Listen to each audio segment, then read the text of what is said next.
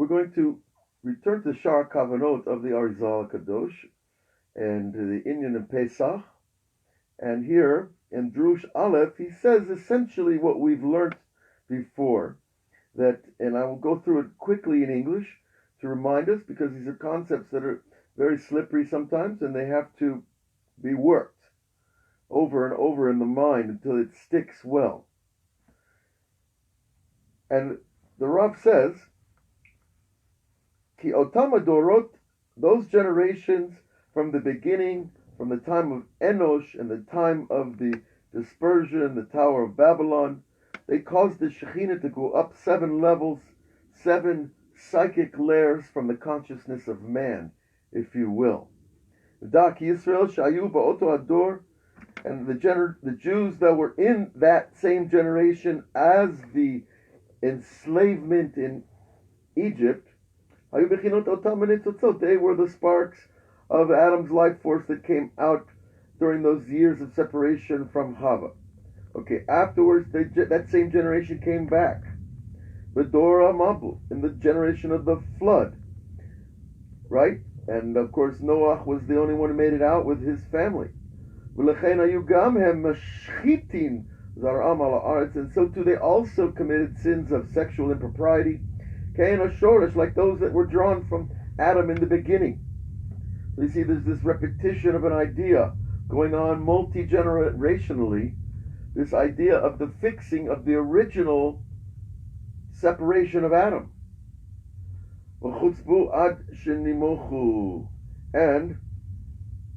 they were foreign and engraved from that place from Adam. And we learned, and the Rav is really taking this back to the generation of Yehuda, even afterwards, right, of Aaron Onan, and that they also had this problem, and so they also had to be included in the decree. Because nobody, folks, sexual impropriety is a difficult thing, obviously, for a lot of reasons. It destroys families, it destroys children, it destroys the fabric of confidence in a society, in a community. We can go on and on about that, but we don't have to. We see it happening everywhere. God protect us. But the point is that nobody's dying directly like Aaron Onan, the sons of Yehuda. They died immediately after these sins. We have to understand something. Dying is the soul leaving the body.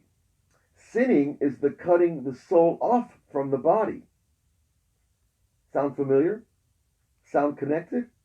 Again, dying is the separation of the soul from the body. Sinning is cutting the body off from the soul.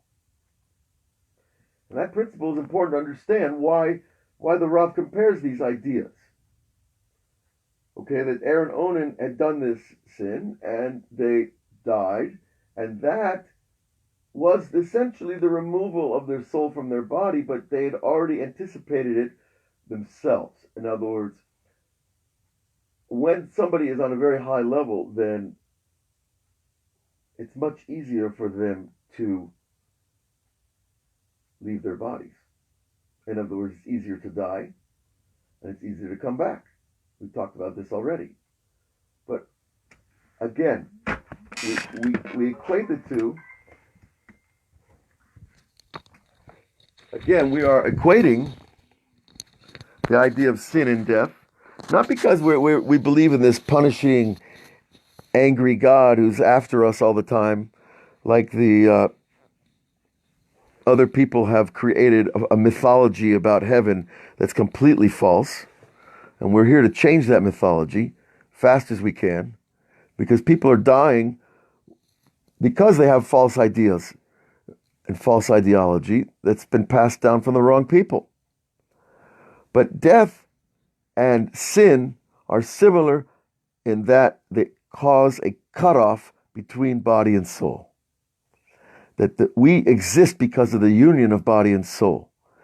And as high and as far as we go in technology and science, nobody has yet been able to produce a soul a living entity on its own and push it and put it in a body. This is a completely godly thing. Okay, we're going forward with our discussion. And these people were evil that came from this the sin of Adam. And that's what God said he would destroy him. And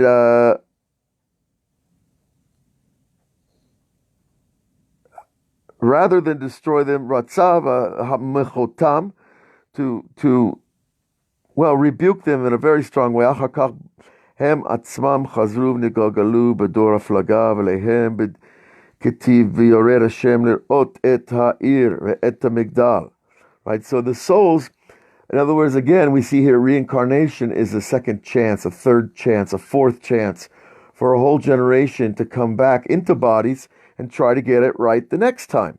And so they came back in the time of the building of the tower, and God came down from the heaven to see the tower, and he wasn't too happy.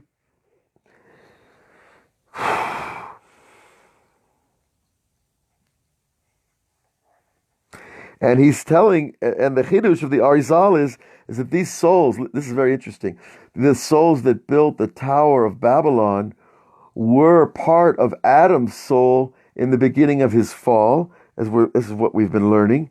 And therefore, Hashem, when he says that he came down from heaven to see what they were doing, he wanted to see what those souls that reincarnated were doing. Did you guys get it right yet? Did you guys figure out that I'm in charge here and we can work together very nicely? Or you guys want to build your own towers and enslave your own people and destroy my earth? Did you get it right yet? God's coming down to look at the very souls that he put there before from Adam. And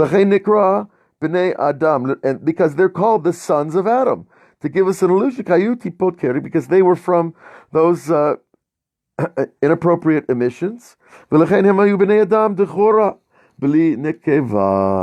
so these souls that came down were male souls that did not have female counterparts.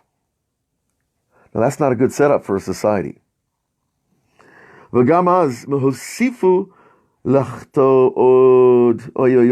then the generation continued to sin and to limrod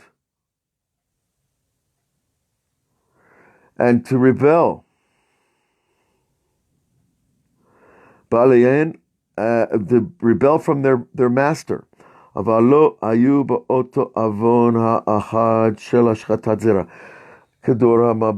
they did not have the same sin as the generation of the flood. It was different. It was a sin of... Well, let's see, the Arizal will tell us. Right,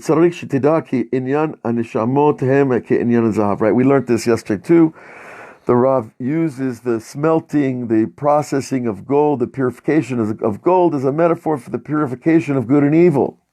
Taking the gold out of the rock is taking the goodness out of the evil. And we have to do that in our souls, in our hearts, in our thoughts, and in our lives.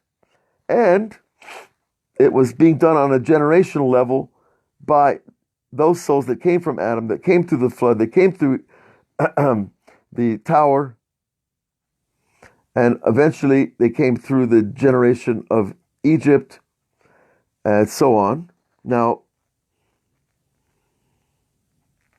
but this idea that the souls of the flood was a generation of licentious desire, that those people were completely consumed with lust.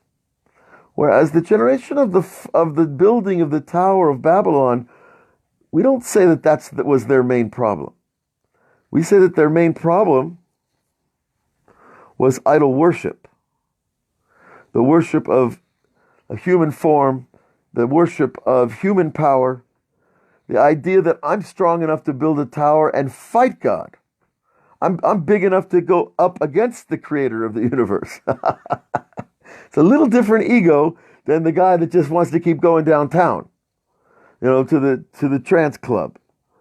Right? We're talking about people that really felt that they could fight with God. That's a huge ego compared to the other people. They're just obsessed with their tavot, with their desires. So you see, there's a change in each generation's sin. And that change is marking the purification process. Okay? That each generation is coming back to refine itself, and so each generation's sin is going to be a little different. Now, what do we say the sin of the generation of Egypt was? Well, we know that the rabbis teach us that the Jews went down to exile because Avraham questioned God. B'maneda, how will I know that your promise is going to be good? God didn't like that. That was considered the wrong thing to say to Hashem. How am I going to know you're going to come through? You know, you sign a contract with somebody and you say, how am I going to know? Well, that's called a guarantor or a mashkon, or you go to the pawn shop. But here, you don't say that to God. So that was considered a problem with Abraham. But that was one reason the rabbis give why the Jews had to go to Egypt. And then it comes along the sale of Yosef, the sale of the Yosef Atzadik by his brothers into slavery. That was considered big enough sin to put the whole family into Egypt, into slavery. Because they sold their brother into slavery, the whole family had to go back in slavery. So you see the Mida Keneged, the measure for measure fairness of Hashem again. But still, they went down there a long time. 210 years of slavery is a long sentence, That's like multiple life sentences. Hashem Yirachem. It's not to joke about. But we understand, though, that each time they come back, they're getting more and more refined. And it's going from the level of Adam's sin. There's many examples or reasons given for that. And some rabbis, of course, are teaching that his sin was forced upon him because of his own ignorance, that it was a setup, and that because God set up Adam, by the way, the rabbis promise us that God's going to redeem us, even if we don't deserve it. Even if we're in the lowest level of hell, there's still going to be a world to come. There's still going to be a redemption. And there is one right now, and it's happening. And the revival of the future world is also going to include all the fallen that are going to fix themselves through this process of reincarnation. Okay. So we have to believe that we're here to fix something, and we have to believe we can do it. And there's a reason. Otherwise, why is all this suffering necessary? Nobody wants to suffer. And God doesn't want us to suffer either. Has v'shalom. What Hashem wants is that we're like Him. Good and kind and loving and wise and patient and all the qualities that we all know we have inside us. We just have to develop them. Right? Put a little air in the balloon and your heart will open. Okay. But nonetheless, we learned the metaphor of the purification of the soul and the purification of gold. Now, going forward, and the separation of good from evil, which is the goal of bringing the world back to the garden, just like Joni Mitchell sang, right? We got to get the world back to the garden. Well, that's really the Kabbalah. And I don't know how much Joni learned, but she got it right. We have to get back to the garden. So that's basically the process of separating the good and the evil until there's only good. When it's only good, then we've brought the garden here, okay, into this world.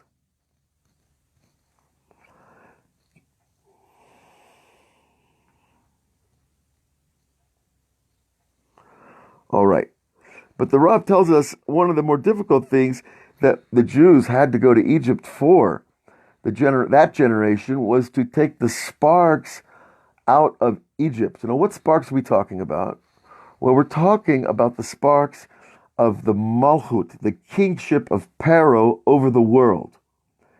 That this has been the unenviable job of the Jews throughout the centuries, is that they go into a place, they become part of the great empire of the time, they become successful, they become loved, and then they become hated, and then they become kicked out, and a lot worse.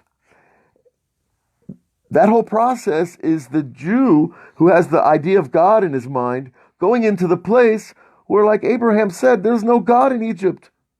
Pharaoh asked Abraham, how come you didn't tell me your sister is really your wife?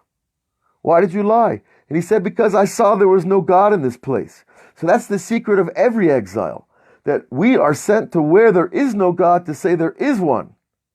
And when God sent the Jews to Egypt, it was to gather those sparks of Pharaoh's kingship and to say, no, we're taking it back, Pharaoh. You're not king anymore like you think you are. You're not the ruling emperor of the world anymore. God is the real ruling emperor of the world. And the Jews told Napoleon the same thing, and they told Hitler the same thing.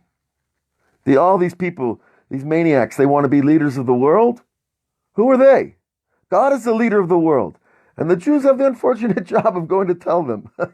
And I'm laughing, but it's horrible. But it's the truth. And you see that this has happened over and over again, that these sparks of kingship are given to each nation for a certain amount of time, and then they're taken away. So the process continues. The Jews have gone all around the world now, on every continent, and they're receiving the sparks of the kingship, whether they know it or not, even whether they're even religious or not. The Jews that even have never opened books of Kabbalah to learn these ideas, they still are part of the process. Intuitively and integrally, it's part of who they are. So we have to identify with this a little bit, I think, to help ourselves understand what it means to be a Jew and why I am such a person and why I am designed for this. And so the process is going on, and the sparks are being gathered as we speak. It's been going on for thousands of years. And this is the process of restoring the crown to God's head. To say, no, we have a king, folks. Relax. Quit following the false leaders and the false emperors. Because Rabbi Nachman teaches us this amazing thing. I'm going to have to stop at this point. We will continue tomorrow, God willing. He says that the false leaders, you might think they're to blame for misleading the people. And he says, no, the followers are to blame for appointing him the leader. That if a person has his own brain in his head, he's not going to follow the wrong leader. And so if a person gives power to the wrong leader, it's his own fault. And the leader is just built for that desire. There are people that like to rule people. There are people that don't like to rule people. But those people that like to rule people, they're not to blame. That's the way they're designed. But the false leaders that arouse the followers are making the choice. So we have to be careful with choice. Choice is our humanity. Our choice is what makes us human beings.